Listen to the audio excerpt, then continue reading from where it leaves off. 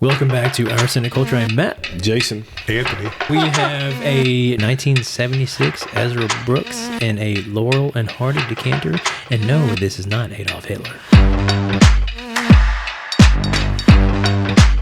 I don't actually know anything about Laurel and Hardy. Honestly, I bought this at an airport in Cincinnati, going to Disney World with my daughter and my wife.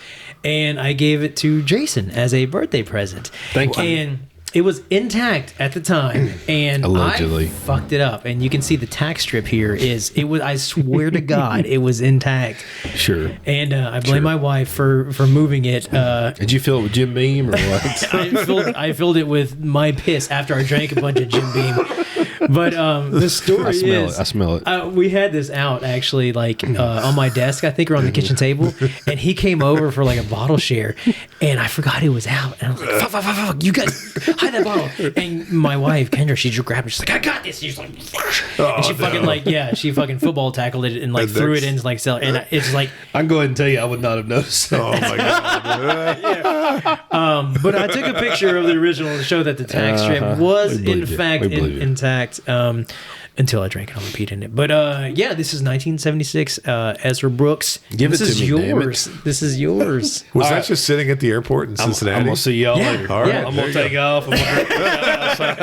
Yeah, so they had like a display case like in the back area. So there's this bottle shop in the second level of CVG Airport, and it's so weird because the bottle shop is shaped like a horseshoe. Okay, Yeah. There's an entrance, you walk in, and then there's like all like the macro, like general stuff, and then there's the cash register, and then you kind of turn to the left, and there's like a cooler, I think, with like some bottled waters. Nice. And then you kind of turn a corner and go back into a little alcove, and it has like a table you can sit at. Okay. And there's nothing back there. There's not an exit. There's like some windows, and then there's like display cabinets. But like if you just walked in there as a passerby, you would have no idea that it actually horseshoed around into a bend.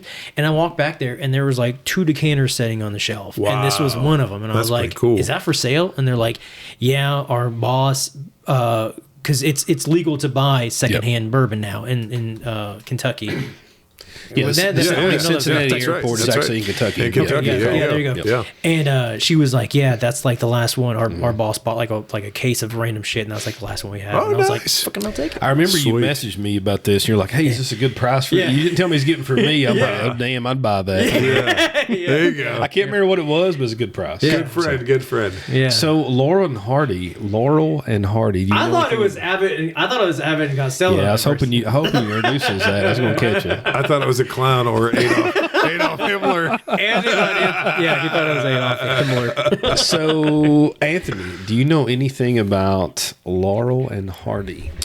I do not. That's a good answer. I'm an idiot. Matt, do you know anything? No, I know that they were a comedy duo in Britain, I think. I don't know about that. So this is actually. No, I know more than you do. Yeah, you don't. So which one is this? Is this Laurel or Hardy? That is Oliver Hardy.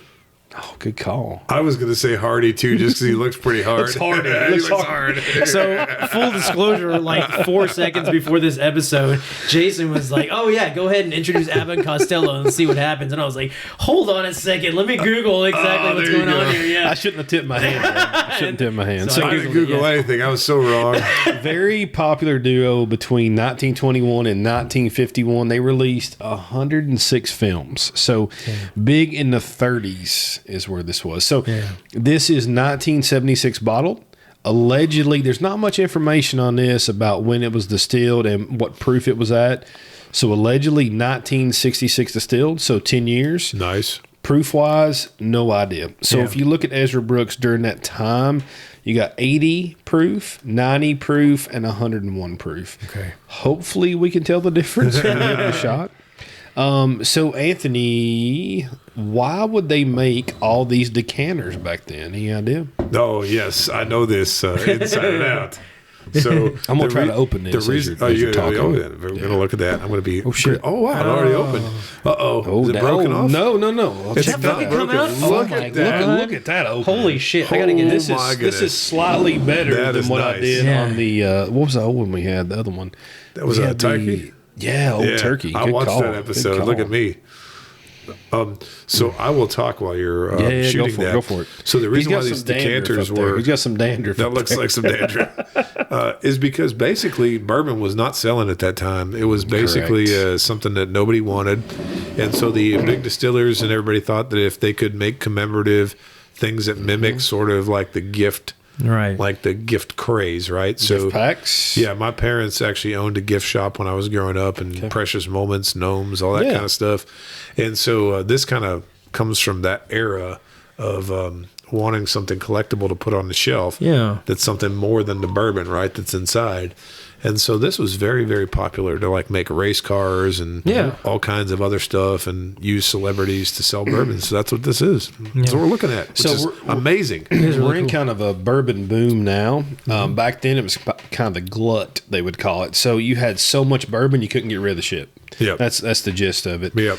This one smells... I'm a little long-winded. Fantastic. Like it smells like heaven. Really? And lead. I Probably lead.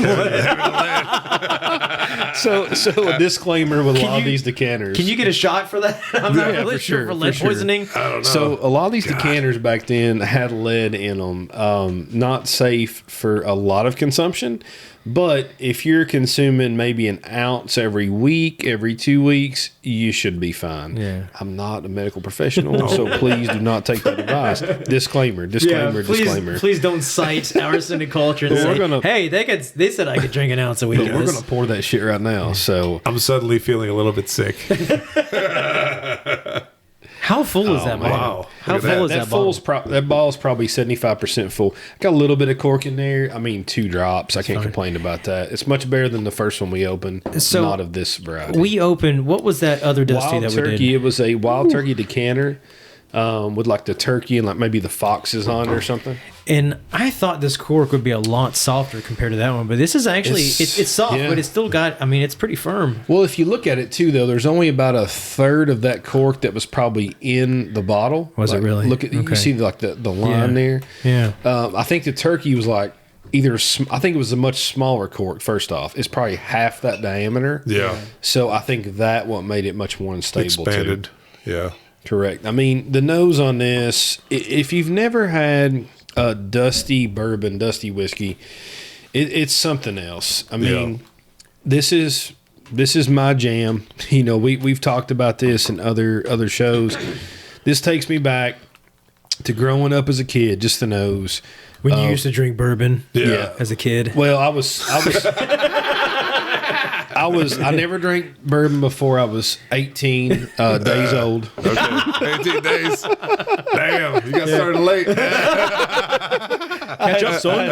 I had Skull when I was 10 years old. We're good. Nice. Got a little dip in there. But, it takes me back to we had an old department store with and I've talked about this before, these old like wooden oak, little small, like almost like staves, you're walking on the wooden floors. Yeah. And that smell, that like old musty, oaky smell is what this is. And this just takes me back. Like this is my alley. I mean, this is where it's at. Yeah. So, this is great.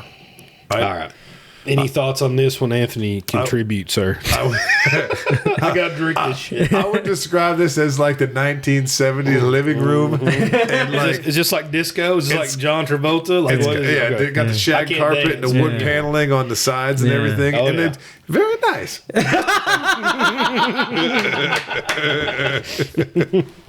So if you had to guess a proof on this one, I know we're still kind of smelling it too. So the 3 options I saw was 80, 90, and 101 proof. After the first sip, I'm going to go ahead and eliminate the 101 proof. So I think it's probably 80 or 90. What would you agree with one of those two? I haven't sipped it yet. But, I would agree. I got a little excited. I'm sorry. I would agree. I think the issue that I've come across with the few kind of dusties that I've had is that they're kind of misleading as far as it comes to proof because they can fade. I feel like that age kind of tempers it so much that it'll kind of like it'll fuck with you. Yeah, You know what I mean? I agree. Yeah. I agree. Yeah. And it's the same with that wild turkey. Do you remember? And granted, we were drunk when this happened too, but Allegedly. yeah, Allegedly. on my birthday, we had that bottle of E.H. Taylor. E.H. Taylor. I got that picture. Yeah, and that was like a 1984 or something like that. 84, 83, somewhere through there. Yeah, Yeah. and You that guys one, are like- bougie drinking that 84 Taylor. We killed that bottle, and we got to take the bottle. We got to take the bottle home. Yeah, Nice. it's little upstairs. pour in. Okay. Yeah, we had a but little pour to go. It was like I remember that one. I was like, "Fuck!" We were drinking whatever before, and then we had that one. I was like, "Holy fuck!" Like, did you all put any alcohol in this? You know, like it just tasted like so smooth, and I feel like maybe that is kind of a thing with like the really really old bourbons that they just tempered so well. What do you think that would be from, Anthony? Like, do you have a thought of why that would be? Like, it hides alcohol if it's 50 years old or whatever? I've heard two theories on this, and I've got my own, but I'm I anxious haven't to hear. drank enough to know. Okay. So I am not an expert here, guys. Trust me on this one. I think that the two theories I've heard is that cork on there is not airtight. Okay. Correct. Yeah. So there's air seeping into the bottle. It's going to Oxidation. oxidize it a little Right, bit. yeah. And a whole bit.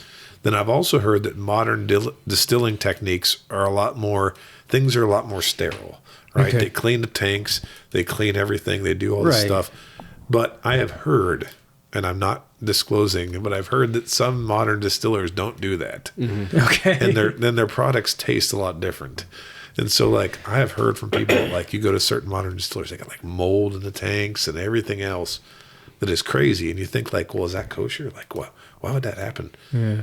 Well, it's okay because it's alcohol. At the end of the day, it's going to be so high proof, it's going to kill everything. the alcohol itself is a disinfectant. So I think it could be a product maybe of the old distilling techniques where they weren't taking care of the equipment and doing things as much as they used to. That's my Because two they're theories. like, this is alcohol. Yeah, It is exactly. a disinfectant by nature. Exactly. Makes sense. 100%. So those are my two theories. If they're a little bit vanilla, I apologize, but I love to hear what it's y'all good. think. I haven't heard that second one about the distilling techniques, not sterile. That makes sense to me. But the two theories that I've kind of heard was the oxidation, like you said, number one. So Yeah. the cork, getting the air Yeah. through there. And then number two, I've heard, and this is kind of an outlandish one, but I mean, it could be. So I've heard that the oak trees back then were much older. So they weren't harvesting them like they are now at a younger age, allegedly. I mean, I don't know this for sure. Has to be. I mean, No, you it would has to think, be. Yeah. you got to think that, right? Like you're cutting down oak trees in 1966. Not only that, we got double and triple barrels now. Like, It's like, hey, you want an oak tree? Go out in the farm, Jimbo. Yeah, you know, like, exactly, cut me a yeah. damn oak tree. Now it's like you have this manufactured farm that's out somewhere. It's like growing an oak tree to this level, and you cut it, and it's this young. But Interesting. you know, who knows on that regard? I like that though. About you said the non-sterile techniques, because it actually goes into a beer concept. So if you go over, and I've never been, we will at some point go to Belgium and in Cantillon. So Cantillon is a lambic producer, so it's spontaneously fermented, meaning the air, the bacteria in the air, the terroir comes in. Right. And actually ferments. So the nice. bacteria. So Very again, if you Yeah, walked in sounds there, good. it is, and if you walk in there though, there's cobwebs. There's shit that looks non-sterile, and people's like, should you not clean that? And the guy that makes it, Jean Van Wall, at that point for Cantillon's like, don't touch that. Yeah. Like this is what makes it. That Like, is this part of the product, This is yeah. part of It's it. all So, part of it, yeah. so I actually have not heard that what you said about bourbon, but it makes total sense if you relate it to beer. Yeah. So a combination of oxidation, that plus it could be the oak.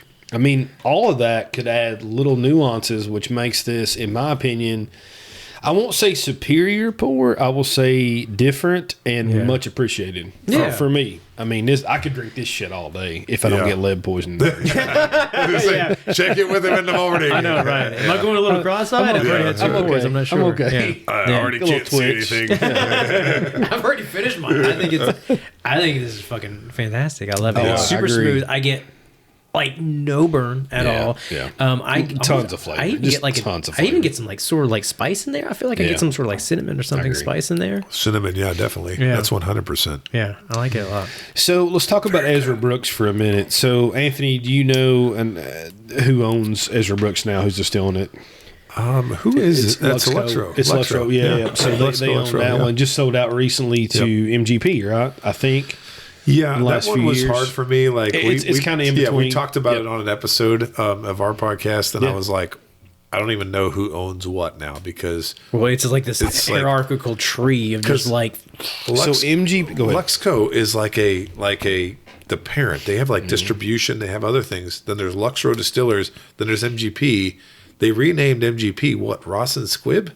I think that's right. Yeah, they renamed them Ross. But and if you Squibb. look it up online, you'll see both. Yeah, you see both. And then when you look it up, you're like, what is going on here? Like, there's no brand synergy, but Luxco is the parent, apparently. Correct. Yeah. Correct. And they own Ezra Brooks now, which I think was a Heaven Hill brand before. So it's kind of back and forth. So I don't even know. It's odd. There's a lot of history, and in bourbon history, I'm gonna quote history, is a lot of Names. tall tales. Yeah, right. So names, it's like, oh, I remember that used to be this. And you're like, no, it didn't. You know what I mean? So if you read these books, if you read bourbon history books, there's a whole lot of like people made shit up. I mean, that's just what they did. Yeah. You know, it's a tall tale. It's like they're P.T. Barnum. I mean, literally, it's what they were doing for bourbon producers. And it makes sense because they didn't make this decanter to sell Laurel and Hardy. Right. They made it sell the damn bourbon. They Exactly didn't care right. about Laurel and Hardy. Exactly They just right. thought, hell, they're popular. Let's try to sell it. Yeah, You know? exactly. So, Ezra Brooks was created by 21 Brands Incorporated in 1933 Wow. in New York. That was a distribution company. Okay. Wasn't even a distiller. So in 1959, I'm going to read this off the note. This company, the 21 Brands, took advantage of a shortage of Jack Daniels. What? Couldn't get Jack Daniels in. It was popular from the Rat Pack, Sinatra, all them. Yeah. So for that shortage, they created Ezra Brooks, which has the similar bottle shape of Jack Daniels, the similar black and white label. Now, Jack Daniels, to my memory, had more black in it back then. Yeah. Ezra Brooks had more white, but still, they took advantage of that, try to get people to say, well, I can't get Jack Daniels. I'll just buy this thing. Looks just like it. Yeah. Right? So then it sold a shitload. So they got sued by Jack Daniels. Obviously. Yeah. And they That's won. great. Ezra Brooks won. Okay. Really? Now, how many people you think they paid off to win that? A lot. Either that or Jack Daniels had their ducks in a row at that time, right? For sure. For sure. So in 1966, which was when this was distilled, we think, they were being made by the Hoffman Distilling Company, Rippey Brothers. So that's Lawrenceburg, Kentucky. Wild Turkey-ish. Like Maybe. I'm not. It might What do you be mean by Wild adjacent. Turkey-ish? So Lawrenceburg is where Right. Wild Turkey is. Right. So if you go to Lawrenceburg, you're driving from Lexington, you can get to Wild Turkey. Yeah. Like to the left. You make a left, right? Yeah. So you keep going straight. I'm just going to That's tell you. Eastern Kentucky. Make direction four to- lefts. You drive past the big church on the right. You can't miss it. Right? There's two horses right there. I swear to God. Yeah. Once you get to 3 horses, you've gone too far. Yeah, they are. You see Jim in the corner. A Jim Bob. You just keep on going. But anyway, so the Rippey House is there. So if you've ever seen WB Saffel, Rippey Distillery, they'll do some Yep. things a little small, like 187s. Yep. I think Buffalo Trace does those now, and I could be wrong, or it could be their own thing. You've seen them in stores? Yeah, you talking about those are still Wild Turkey, aren't they? I don't know. Well, Saffel is. I don't know about Rippey, though. I think Rippey was too. They were Okay. part of a distillery series that Wild Turkey did. Little small And I think they're still 187s. doing- yeah, small ones. Yeah, small Pretty bottles. expensive. Yeah, yeah. Honestly, decent. They're decent pour. I've tried that, them. yeah. So anyway, there's the Rippey House is close to Wild Turkey. So it's all in Lawrenceburg, Kentucky, not Lawrenceburg, Indiana, where MGP is. Okay. Does that make sense? Clear as mud. Oh, yeah. Well, I was trying to. So we could be drinking old Wild Turkey, is what you're saying? It's very possible. Okay. I mean, I think it's just there's so much. Yeah. But I mean, it could be Medley. We could be drinking Medley too. So 70s and 80s, it was purchased by Medley Company, and then Lux Company eventually bought it out. So I mean, and then here's the kicker, right? So in 1979, Hoffman I feel like I'm in a Brothers. goddamn This is social great. studies cat. No, class think in, about like, this. 8th That's the grade, way bourbon is. let me tie it back in. So we think that was distilled in 66. Is there going to be a test on this later? There is Yeah. actually. There is. Okay, Yeah. okay. Answer Not even- C. Everything is C. I'm gonna It's start- multiple I'm gonna choice. start taking notes. It's multiple choice. Go There's ahead. only C. C. So we think this was distilled in 66. Okay. We think it was bottled in 76 based Gotcha. on the markings. Yeah. So in 1979, Hoffman Distilling, who we think made this, shut down. Okay. They sat empty until 1983. Would you take a guess on who bought them in 1983, Anthony? My guess was the original one that I told you was Heaven Hill. Okay. Matt, would you take a guess on who bought them in 1983? I would suggest the same. We're going to go with Julian Van Winkle. Oh my God! I shit. have to break it out. Julian Van Winkle. So they bottled at the place this was made, allegedly. Okay. They bottled the Van Winkle lineup from 83 to 2002. So what does that tell you? This could be Old Van Winkles. Wow. Now, again, this is a big story. Yeah. Hey, I mean, hell, I can draw it back. listen, there. You we never have a know. motto on our podcast in the Mashup that says, if you heard it on the Mashup podcast, it's right. So if you heard it on our Cynic Culture, it's got to be Oh, no, correct. no. Our, Yeah. our mottos don't fucking believe that. There you go. This is going to be That's on a the cool internet story. now, so Yeah, now it you is. know it's It's, true. it's a very cool story, though. So it fucking cool potentially shit. could be Old Rip. I mean, this could be national distillers. It could be. We don't know. I mean, How we much don't, we don't fucking know time did you spend like going down that rabbit hole? a little. I like it. But I got tied in. I got vested. I you know. Like it's- shit, yeah. man. I'm I can ready. tell. I'm ready. love I can see this blood vessel like pulsating in your brain and like, your head as That's you're my talking. thinking vessel. The good old thinking vessel. So anyway, you guys are finished with your pours. You're welcome to a little more. But this is a gonna leave that for fantastic you. It's pour, in fucking my delicious. opinion. I love it. Do you remember what you paid for this one? I can't honestly can't remember. I really don't 250-ish. remember. Not even. It was like 180 something like that. Yeah, I mean, when Matt sent me this probably 3-4 years ago. No. This was so we were going to Disney Okay. in CVG Cincinnati Airport last year for my daughter's birthday, and we were outgoing. So I saw this bottle and I was like, "How much is this?" And they're like, "It's blah blah blah." I texted him real quick and I was like, "Is that a good Yeah. price?" And he was like, "That's fucking buy it." I'd And buy I was like, them all. "Okay." Yeah, But we were absolutely. going to Florida, Yeah, so which I is a was pain in like, the ass. "I'm not gonna put this on my carry-on, or I'm not gonna You're check gonna fly it." back and forth with it, Yeah, right? and it was funny because I was like, I'm not going to check it because it's going to break the fucking tax stamp, which I did anyway. Yeah. But they actually, she was like, okay, well, we can put it back for you, and then we can hold it till you get back. And I'm like, Wow, they're trying to sell it. I know. mean, it's wild, right? well, Like, no, well, she was being nice about it, but Yeah, I was for like, sure. what I was thinking is like, I'm going to give them the money and they're going to fucking take it. Yeah, and yeah. then like, That's they're going to be so- like, yeah. I don't know what you're talking about. I Yeah. never saw that bottle, you know? But I was Yeah. like, so I'm like taking pictures of the receipt. I actually got the phone number from the girl at the counter. I hope she didn't like misread the situation, but I was like, I need your phone number. she left off one number. Like, Yeah, I was like, oh, okay. This is how it's gonna go. yeah, Okay, but I was all like, right. I'm married. That's my wife. But I need your phone number because I'm gonna fucking hold you accountable. Yeah. She's like, all right. So it's 10 digits, but she gave you 9. I got you. Like 13 digits. She just kept reading. Yeah. But we came back and I got to the airport and I actually texted this girl and she was like, yes, we got your bottle. Damn. She texted the person at the counter and they're like, we got it ready for you. They're super professional Man, about that's it. awesome. I was like, I couldn't believe it actually went according to plan. But Big you know, plug for the random CVG, yeah, Cincinnati Airport, yeah. good, You know, good job. you know what's Bottle also Shop. Yeah. kind of wild about this? So she was definitely motivated to sell this bottle to you. I would say that at first. I assume they make commission on that shit. Probably, but they're Yeah. motivated. Yeah. And the reason they actually made this bottle was because they were motivated to try to sell bourbon. There Right, you go. yeah. So it's like double, right? Like, Yeah. And it's Just my kinda gift, goes so in thank line. you. Yeah, Thank yeah. you. All right. I mean, shit, is it worth it for 180? I'd pay it every day, all day. Yeah, I got no. Yeah. I'm looking at the cork on the table and trying to eat the cork on the table. Yeah, all day. I just think it's All right. fantastic. I mean, yeah. secondary on this, I don't know. I'm saying I've never- 300 plus. I tried to look it up. I couldn't Yeah, find it. there's not a lot on. There's a lot of empties online, people collecting Yeah. the Laurel and Hardy stuff. Yeah. But hey, thank you very much, Matt. Appreciate it. That's me.